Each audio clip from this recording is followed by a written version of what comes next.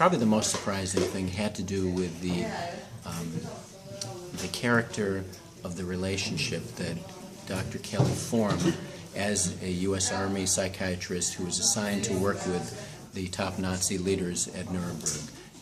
So the relationship he formed with those prisoners, especially with the highest ranking of the prisoners, Hermann Goering.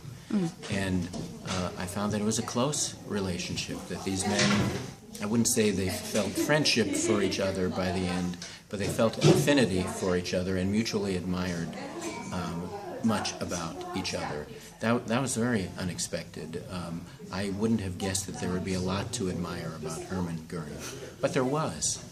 He had many clearly despicable qualities. He was ruthless, and calculating, and cold-blooded, and manipulative, and Kelly was aware of all that.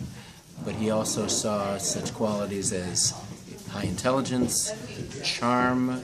Goering was wonderfully good at pouring on the charm when he wanted to, and he had a sense of humor. He was the great jokester of the prison, and he made himself the butt of his own jokes, which further endeared him to Kelly and to the other people around him. So Kelly found this person with a horrible reputation, deservedly horrible reputation, yet who had some admirable qualities, and that was very intriguing to him as a psychiatrist, and one of the reasons why he wanted to focus on studying Goering.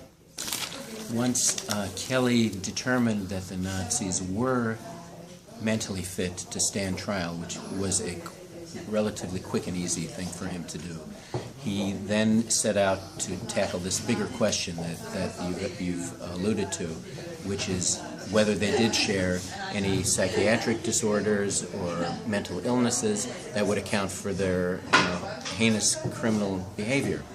And he tested them in a variety of ways, the Rorschach ink blot test, intelligence testing, some other tests, and relied a lot also on intensive, many hours of interviews with all of them.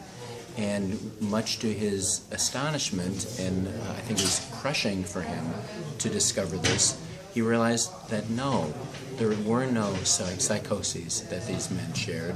There were no serious personality disorders, but there were some traits that they shared, such as narcissism and a great ambition for personal power.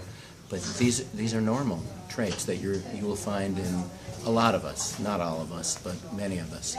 And so Kelly had to conclude that no, there was no Nazi mind or Nazi personality, and he never really got over that discovery. It changed the course of the rest of his life. He switched the focus of his professional interests from psychiatry to criminology. If psychiatry couldn't provide him with an answer to this kind of criminal behavior, he thought maybe criminology could, and it was devastating to him, and that's really what the last about one-third of the book is about, what kind of effect this discovery had on Kelly's life after Nuremberg. If we accept Kelly's conclusion that the Nazi leaders were not mentally ill, and I do, and if we accept his belief that most people who commit crimes like this fall within a range of normal behavior and can be triggered under certain circumstances to commit terrible crimes, then that suggests that the way that we might prevent such crimes in the future is not to develop psychological profiles of potential killers and war criminals, but instead to focus our attention on nullifying or neutralizing the propaganda of extremist groups that these people fall into under the influence of.